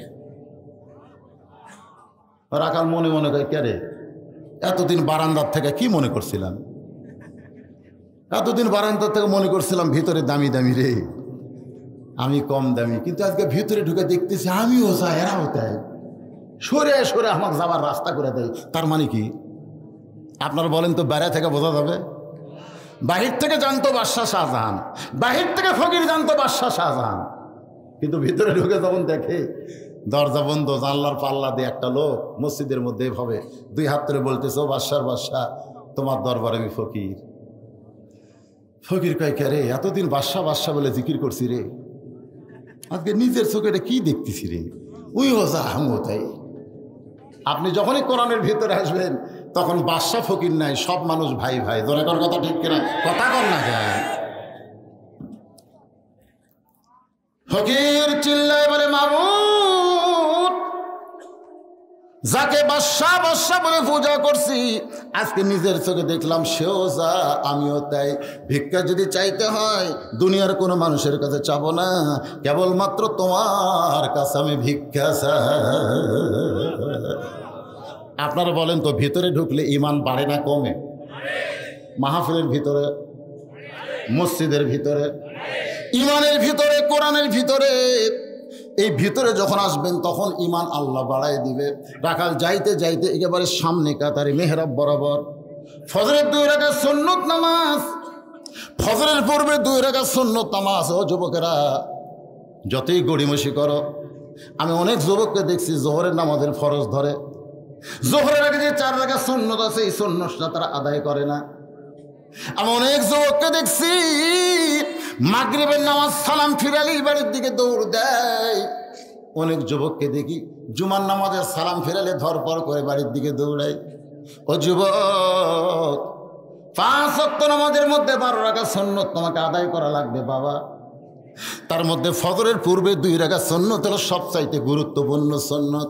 রাসূল বলেছেন ফজরের 2 রাকাত সুন্নত এতই গুরুত্ব, কেউ যদি তাজিমের সঙ্গে আদায় করে আসমান এবং জমিনের মধ্যে যত জায়গা আছে সব কিছু দান করার চাইতে বেশি সওয়াব আল্লাহ তার আমলনামায় দিয়ে দিবে।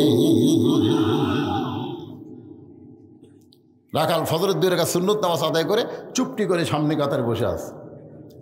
এমন সময় এক সাহাবী মসজিদের মধ্যে ঢুকে দেখে জায়গা দখল।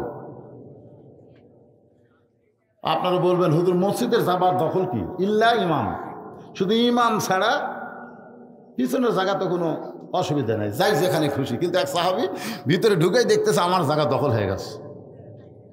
ওই সাহাবীর নাম হলো ওসমান গনি। ধরে গেল সাহাবীর নাম কি?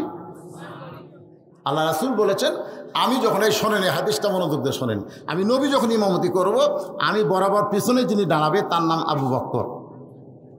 আবু বকর যখন ইমাম হবে, আবু বকর বরাবর যিনি পিছনে দাঁড়াবে তার নাম হলো ওমর। ওমর যখন ইমামতি করবে, ওমর বরাবর পিছনে দাঁড়াবে তার নাম হলো ওসমান। ওসমান যখন ইমামতি করবে, ওসমান বরাবর পিছনে যিনি দাঁড়াবে তার নাম হলো আলী। আলী যখন ইমামতি করবে, আলী বরাবর পিছনে, নবী আর কথা কয় না।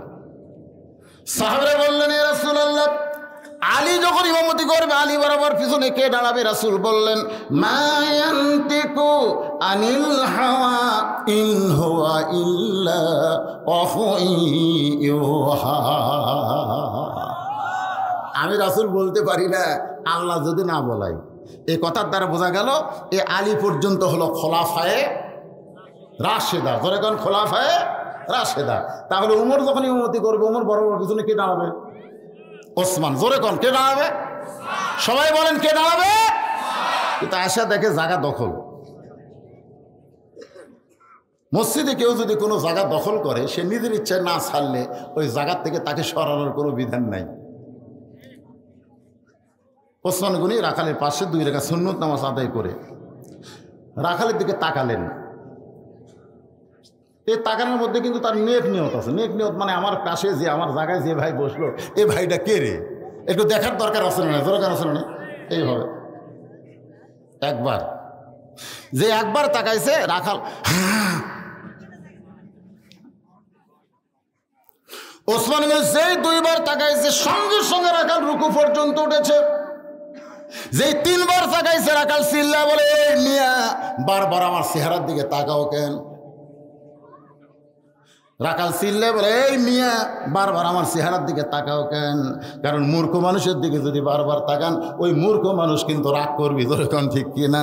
আর জ্ঞানী মানুষের দিকে বারবার তাকান, ও কিন্তু খুশি হবে। ওসমান গনি কাঁপতে কাঁপতে দাঁড়ায় বলতেছে, ভাইজান আমি পরপর তোমার দিকে 3 বার তাকাইছি, তুমি এত রাগ করে খাড়া হয়েছে কেন? তোমার পরিচয় কি? বলে, আমার পরিচয় হলো আমি রাখাল।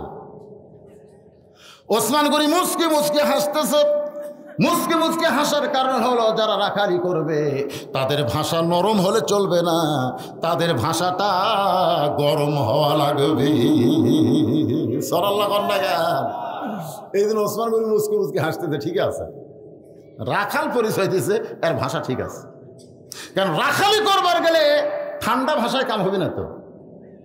আল্লাহ প্রত্যেকটা অভিভাবককে, আপনারা যারা এখানে বসে আছেন, আপনার যারা অভিভাবক, প্রত্যেকটা অভিভাবককে আল্লাহ রাখালের দায়িত্ব দিয়ে দুনিয়াতে প্রেরণ করছে। আপনি হয়তো চিন্তা করতেছেন, হুজুর আমার তো গরু ছাগল নাই, আমি কিসের রাখালি করব?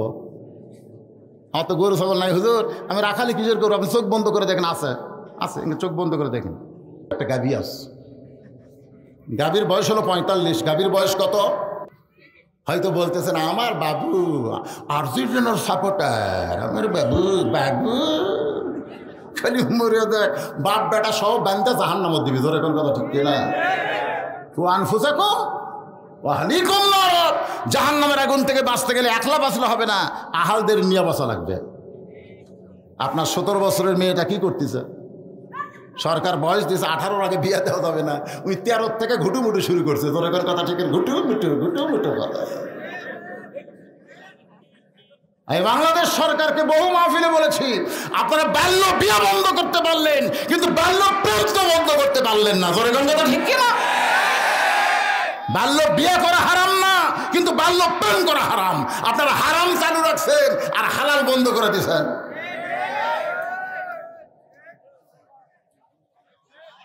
আগেকার মেয়ের বিয়ে হয়েছে 13 বছর বয়সে, আর একটা ছিল সিজার করে বার করা লাগেনি, সিজার করে বার করা লাগেনি রে, টেনে টেনে বার করছে। তোর এখন ঠিক কিনা? আর এখন 22 বছরে বিয়ে হয়, একটা ভ্যান চালকের বউ পর্যন্ত নর্মালি বাচ্চা চালায় না, কয় আমি সিজার করবো, সিজার করবো।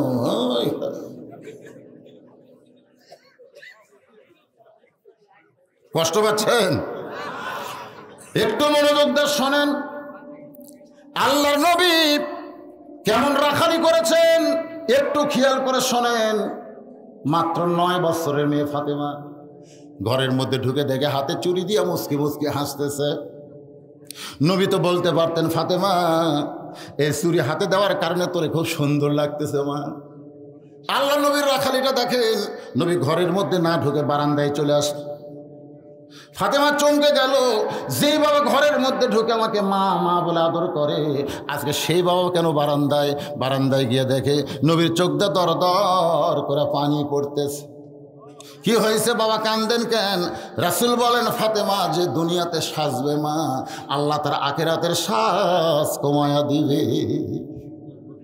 সঙ্গে সঙ্গে ফাতেমা হাতের চুড়ি খুলে মাটি ফাইলা দিলেন। নবী দৌড়ে গিয়ে চুড়ি দুইটা করে জামার পকেটের মধ্যে ঢুকাইলেন। ফাতেমা বলে, বাবা যেই চুড়ি হাতে দেওয়ার কারণে আপনি কষ্ট পেলেন, ফেলে দিলাম কেন পকেটের মধ্যে ঢুকালেন? রাসূল বলেন, ফাতেমা এই চুড়ি আমাকে যত্ন করে রাখতে হবে মা।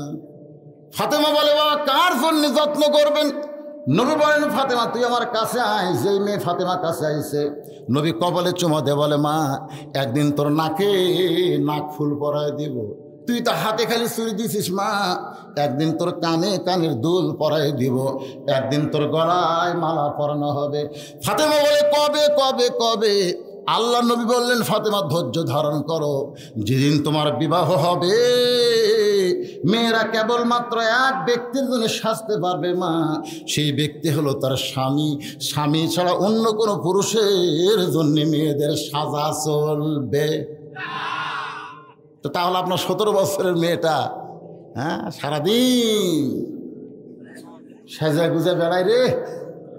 আগে অন্না দিছিল এরকম বুকের ওপর, আগে অন্না বুকের ওপর দিছিল, ছেলেরা দেখবার সেও পায়নি, অন্না দিয়ে ঢাকাতে হচ্ছে। এখন অন্না ঘুরে এরকম ঘুরে পিছন দিয়ে গেছে।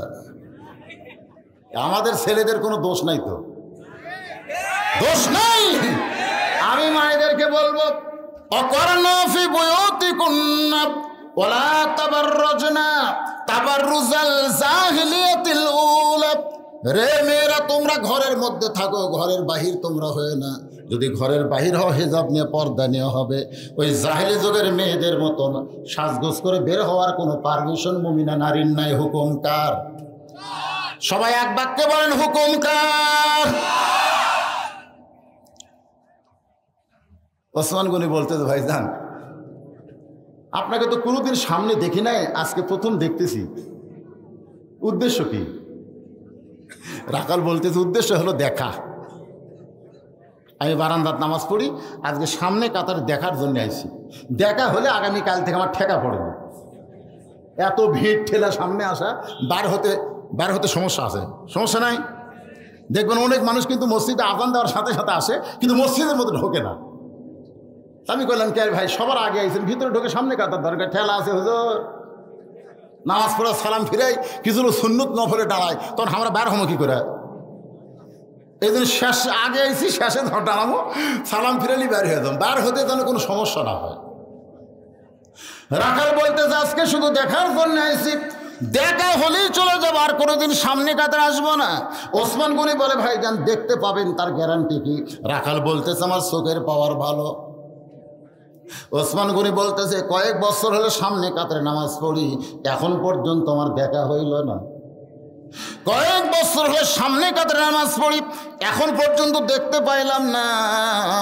রাখাল দেখতে চায় হযরত উমরকে, আর ওসমান দেখতে চায় নামাজের মালিক আল্লাহকে। আপনারা হয়তো ভাবতেছেন, হুজুর নামাজের মধ্যে নামাজের মালিক আল্লাহরে দেখা যায়? কি মনে হয়, দেখা যায়? আল্লাহ রাসূল কইছে, এটা আমাদের কথা না। কিতাবুল ইহসান, বুখারী শরীফ, আনতা আবুদুল্লাহ কাআন্নাকা তারাহু ফাইন লাম তাকুন তারাহু ফাইন্নাহু ইয়ারাকা। এক জগ পানির মধ্যে এক মুষ্টি চিনি দিয়ে ঘন্টন মারলে ওই পানির মধ্যে চিনি যেমন বিলীন হইয়া যায়, আনতা আবুদুল্লাহ কাআন্নাকা তারাহু, যখন কোন আল্লাহর বান্দা নামাজের সিজদায় যাবে, ওই বান্দাটা আল্লাহর মহব্বত এমন বিলীন হবে, নামাজের মালিক আল্লাহকে দেখতে পাবে। যদি আল্লাহ দেখা সম্ভব না হয়, আল্লাহ যে তারা দেখতেছে এই বিশ্বাস তার কলিজার ভিতরে আসবে। কে দেখতেছে? আচ্ছা, আমরা আল্লাহ দেখবার না পারলাম, কিন্তু আল্লাহ যে দেখতেছে এই বিশ্বাস আপনাদের হয় না? জোরে কোন হয়? প্রধানমন্ত্রী দেখতেছে, প্রধানমন্ত্রী, ওরে বাবা রে, প্রধানমন্ত্রী আমার দেখতেছে। যখন ডিসি অফিসে যাচ্ছে, এত সুন্দর পোশাক পরে, কোথায় যাচ্ছে ভাই? ডিসি আমাকে ডাকছে রে। সেই রকম পোশাক পরে কোথায় যাচ্ছে ভাই? প্রধানমন্ত্রী আমাকে ডাকছে রে। আরে পাগলা, মসজিদে মুয়াজ্জিন আযান দেয়, এটা মুয়াজ্জিন ডাকে না, স্বয়ং আল্লাহ আপনাকে ডাকতেছে। জোরে কোন কথা ঠিক কি না? তাহলে মসজিদে যাওয়ার সময় আপনাকে মোশান নাই কেন? হ্যাঁ, সবচাইতে পুরানো ধুরানো কাপড় পরে আমার এক চাষ আবার গামছা গাওয়াত দিয়ে মসজিদে যাচ্ছে, গামছা স্যার হাতা গামছা গাওয়াত এরকম চাদরের মধ্যে দিয়ে জোর নাচ করে যাচ্ছে। আমি বললাম চাষা গামছা কেন? চাষা রাগ করে বলে ফতুয়া দে, নামাজ হবে না ফতুয়া দে। আমি কইলাম চাষা আমি নামাজ হবি না তো কয় নাই, আমি খালি বলছি গামছা কেন, এই জন্যই তো মৌলবীকে লিস্ট করছে। আমি কইলাম গামছা গাওয়াত দিয়ে নামাজ হবে না, এই কথা তো বলিনি। চাষা রাগ করছেন কেন? আপনি গামছা গাওয়াত দিয়ে বিয়ের বাড়ি যাওয়ার পারবেন? আমার চাষা বলতেছে তুই কি মনে করিস আমি ফকির? এই বছরে 5টা পাঞ্জাবি বানাছি রে, বিয়ের বাড়ি গামছা গাওয়াত দিয়ে যাবো কেন? আমি বললাম চাষা এই গামছা গাওয়াত দিয়ে আপনি জামাইয়ের বাড়ি যাওয়ার পারবেন? চাষা আমার হাত ধরে কয় ওয়াজ করে তোর মাথা নষ্ট বা, জামাইয়ের বাড়ি শ্বশুর প্রতিদিন গামছা গাওয়াত দিয়ে যায় তো বিয়ের বাড়ি পারবেন না, জামাইয়ের বাড়ি পারবেন না, আল্লাহর বাড়ি যাচ্ছেন। তখন আমার চাচা বলতেছে মানে কি বুঝাচ্ছে? এই শয়তানের কাছে জামাইয়ের দাম আছে, বিয়ের দাম আছে, কিন্তু আল্লাহ তাওয়াক্কুল নেই। জোরে কোন কথা ঠিক? মুমিনদের 3 নম্বর বৈশিষ্ট্য হলো ওয়ালা রাব্বিহিম ইয়াতাওয়াক্কালুন। আপনারা কি মনে কষ্ট পাচ্ছেন ভাবছেন? একটু মনোযোগ দিয়ে কথাগুলো শোনেন। রাখাল বলতেছে কয়েক বছরের সামনে কাতার নামাজ পড়েন, এখন পর্যন্ত দেখবার পান না, তাহলে আপনার চোখের মধ্যে সমস্যা আছে, আপনি আমার হাত ধরেন। রাখাল ওসমান গনিকে বলতেছে আপনি আমার হাত ধরেন, আমি নিজেও দেখবো এবং আপনাকেও দেখাইয়া দিব। সঙ্গে সঙ্গে ওসমান গনির সামনে আল্লাহর কোরআন এসে বলতেছেন ইয়া আইয়ুহাল্লাযীনা আমানুত্তাকুল্লাহা ওয়া কুনু মা'আস সাদিকিন। আল্লাহু আকবার, আল্লাহু আকবার। আল্লাহর কোরআন বলতেছে ওসমান নিজের যোগ্যতায় তুই আল্লাহরে দেখতে পাসনি, আজকে তোর কাছে এমন একজন আল্লাহওয়ালা এসে বসেছে, নিজেও দেখবে এবং তোমাকেও দেখাবে। ওয়াকুনু মা'আস সাদিকিন। ওসমান বিন রাখালে হাত ধরে বলতেছে আল্লাহ একদিন পর একটা সাদিকিন পাসি, নিজেও দেখবে আমাকেও দেখাবে। তাহলে আল্লাহর ভয় যদি আমরা কলিজার মধ্যে রাখতে চাই, কাদের সঙ্গে হতে হবে? কি বুঝলেন? ওয়াকুনু মা'আস সাদিকিন, সত্যবাদীদের সাথে হওয়া লাগবে। জোরে বলেন কাদের? এখন সত্যবাদী কোথায় আছে? বাইরে না ভিতরে? এই করোনা যদি আমল করবার চাই, তাহলে আমরা যদি আগামীকাল বলি জেলের মধ্যে যে সমস্ত আলেম আছে হক কথা বলার কারণে, সত্য কথা বলার কারণে তাদেরকে অন্যায়ভাবে জেলে বন্দি করে রাখা হয়েছে, আমরা তাদের সাথী হবার চাই, আর বাইরে থাকবো না, দেশের ভিতরে ঢুকতে চাই। বাংলার সমস্ত মুসলমান যদি জেলের মধ্যে ঢুকবার চায়, ওনাদেরকে আর জেলের মধ্যে রাখতে পারবে না, বের করে দিবে। জোরে কোন কথা ঠিক কিনা? কিন্তু আমরা সাথে হব না তো।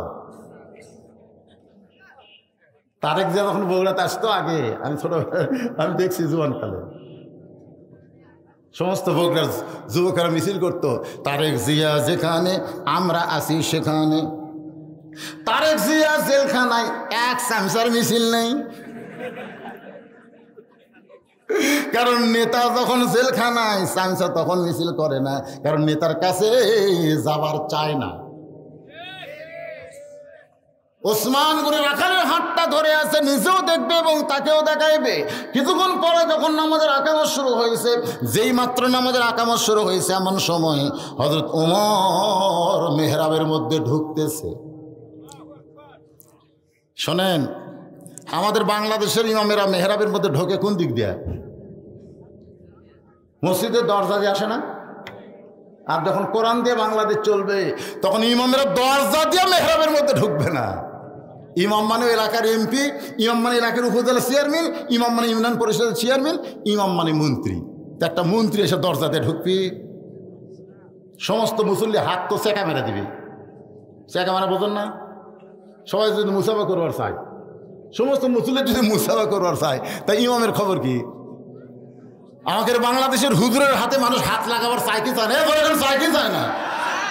যাদের হাতে হ্যান্ডকাপ লাগা জেলের মধ্যে নিয়ে গেছে, ওনার যদি বের হয়, প্রত্যেকটা লোক চাবে ওই হাতের সাথে খালি একবার হাত ঠেকায়। জোরে কর কথা ঠিক কিনা? আমি তো সরকারকে বলবো, তো অপরাধী বানায় তাদেরকে জেলখানায় রাখলেন, একবার ছাড়িয়ে দিয়ে দেখেন তো আপনার যাকে হ্যান্ডকাপ লাগালেন সে হাতের সাথে মানুষ কিভাবে হাত লাগায়। কি মনে করছেন এই হাতের মহব্বত আছে না নাই? জোরে করে আছে না নাই? ওমর ফারুক যদি দরজা দিয়ে মসজিদে ঢোকে তাহলে প্রত্যেকটা মুসল্লি হাত ধরে সুমা খাবার চাবে, হাতে হাত লাগাবে, ইয়াগফিরুল্লাহু লানা ওয়া লাকুম বলতে যাবে। এই জন্য মেহরাব থেকে একটা ছোট্ট দরজা, ওই দরজার ওই পারে নেতার রেস্টরুম, ওই ঘরের মধ্যে ওমর ফারুক কিছুক্ষণ আগে রেস্ট করছে। যেই মাত্র আগামা শুরু হয়েছে সঙ্গে সঙ্গে ওমর মেহরাবের মধ্যে দাঁড়াইছে। মুয়াজ্জিন যখন বলতেছেন কদ কামাতিস সালাহ, কদ কামাতিস সালাহ, সঙ্গে সঙ্গে রাখাল আল্লাহু আকবার। কদ কামাতিস সালাহ যখন মুয়াজ্জিন বলতেছে রাখাল কইছে আল্লাহু আকবার, ওসমান গনে হাত ছাড়া দিছে। হাত ছাড়া দিয়ে বলতেছে কে রে ভাই, ইমাম সাহেব ভুল করলে মানুষ লোকমা দেয়, এখন আকামতি শেষ হয় নাই আর তুমি আল্লাহু আকবার লোকমা দিলা কেন? রাখাল বলতেছে এই জন্যই তো তুমি কানা, দেখবার আশা তুমি দেখবার পাও না মিয়া, কি জন্য লোকমা দিলাম তুমি জানো না? এই কথা যেই মাত্র বলেছে দ্বিতীয় কাতারের একজন সাহাবী দৌড়ে এসে রাখালের হাতটা ধরে হ্যাঁচকা টান দেয়, বলে এই পাগল, কার সঙ্গে বেয়াদবি করতেছিস? তুই যারা কানা কানা বলতেছিস এই মহামানবকে তুই চিনিস? ইনি হলেন আল্লাহর নবীর ডবল জামাই ওসমান গনি। রাখাল ফুফায় ফুফায় কান্দে, রাখাল কান্দে। এই জন্যই তো বারান্দায় নামাজ পড়ি, মসজিদের ভিতরে ঢোকার সাহস কোনোদিন পাই নাই। বারান্দায় নামাজ পড়ি আমি একজন রাখাল, মসজিদের মধ্যে দামি দামি সাহাবী, এদের ভিতরে আমি কেমনে যাই? কিন্তু ওই পথিক আমার সর্বনাশ করছে।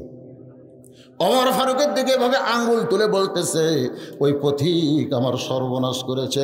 ওই পথিক আমারে কইছে ওমরকে যদি দেখবার চাও তাহলে সামনে কাতারে দাঁড়াইলে মেহরাবের মধ্যে যাকে দেখবা তিনি হলেন হযরত ওমর। শুধু ওমরকে দেখার জন্যে আজকে সামনে কাতারে আইছি ভাই, কিন্তু ওমরের জায়গায় যদি পথিককে আমি দেখতে পাই তাহলে তোমরাই বলো আমি কি করব? আমি আল্লাহু আকবার লোকমা দিয়া ওই পথিককে মেহরাব থেকে সরাই দিব, ওই জায়গায় ওমর আমি এক নজর দেখতে চাই। হাজার হাজার সাহাবীরা কান্দে, সমস্ত সাহাবী যখন মসজিদের মধ্যে কাঁদতেছে রাখাল চিল্লায় বলে বারান্দায় নামাজ পড়া ভালো, এই ভিতরে কেন কান্দা কান্দি শুরু হয়ে গেল? ওসমান গনি বলে রাখাল ভাই, ভিতরে কান্দা কান্দির কারণ হলো তুমি যারা পথিক পথিক বলতেছ, তুমি যারা পথিক পথিক বলতেছ তিনি হলেন হযরত ওমর। গাছের গোড়া কাটলে গাছটা যেমন ঠাস করে পড়ে যায়, রাখাল তেমনি পড়ে গেলেন মসজিদের মেহরাবের ভিতরে, কাটা মুরগির মতন ছটফট করে আর কান্দার বলে আমিরুল মুমিনিন, আমি আপনাকে তওবা পড়াইছি, আমি আপনারে মুনাফিক কইছি, আমি আপনারে ভণ্ড কইছি, এত কথা বলেছি গো ওমর, আপনি অধম রাখালকে কিছুই বলেননি। সমস্ত সাহাবারা নিস্তব্ধ হয়ে গেছে। আল্লাহ রাসূল বলেছে আমার পরে কেউ যদি নবী হতো না কেন ওমর? ওমর যে রাস্তা দিয়ে যায় শয়তান 40 দিন যায় না, আর সেই উমরের সামনে কি কয় আমি আপনার তওবা পড়াইছি, আমি আপনার মুনাফিক কইছি, ভণ্ড কইছি, অধম রাখালকে আপনি কিছুই বলেননি। সঙ্গে সঙ্গে ওমর ফারুক ওই পড়ে যাওয়া রাখালকে এক টানে উঠাইয়া বুকের মধ্যে নিয়ে কপালে একটা চুমা খায়।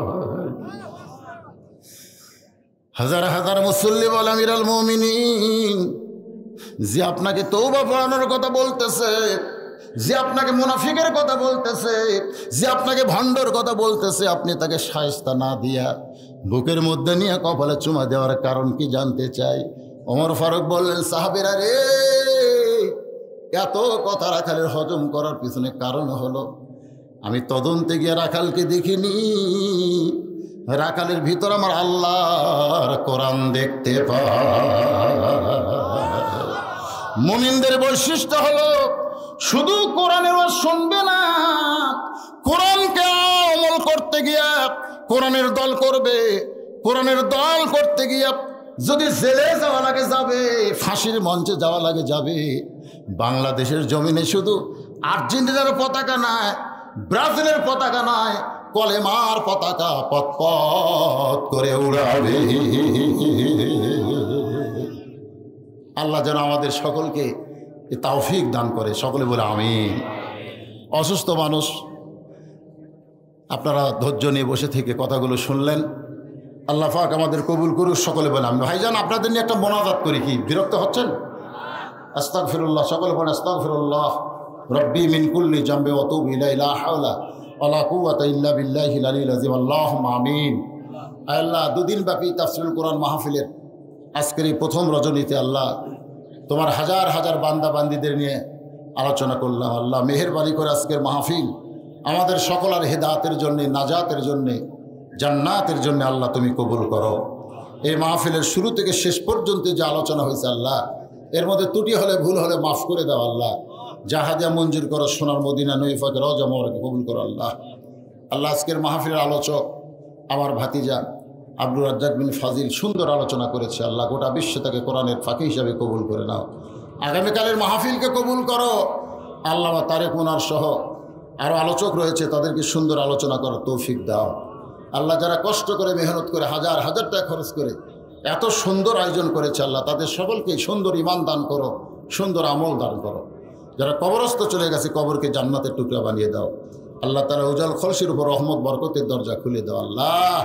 আমার মা বোনেরা যারা পর্দার অন্তরালে বসে বসে আলোচনা শুনেছে, আবিদা সালিহা পর্দার এসে কবুল করে মা ফাতেমার চরিত্র দান করো আল্লাহ। আমি অসুস্থ আল্লাহ, আল্লাহ আমি অসুস্থ মানুষ, হাজার হাজার মানুষের দোয়া করি আল্লাহ। আল্লাহ আমার মতো যারা অসুস্থ সবাইকে সুস্থ করে দাও আল্লাহ। গোটা বিশ্বের মুসলমানকে হেফাজত করো।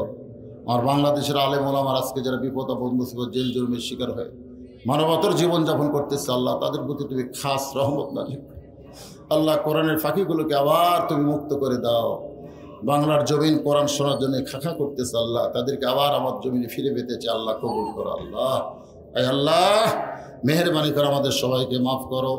যেদিন আমাদের মৃত্যু হবে, দিনটা যেন জুমার দিন হয়, মাসটা যেন রমজান মাস হয়। ইমানের সাথে, ইজ্জতের সাথে এই দুনিয়া থেকে বিদায় নেওয়ার সময় আমাদের জবানে জারি করে দিও লা ইলাহা ইল্লাল্লাহু মুহাম্মাদুর রাসূলুল্লাহ সাল্লাল্লাহু আলাইহি সাল্লাম। আসসালামু আলাইকুম ওয়া রাহমাতুল্লাহি ওয়া বারাকাতুহু।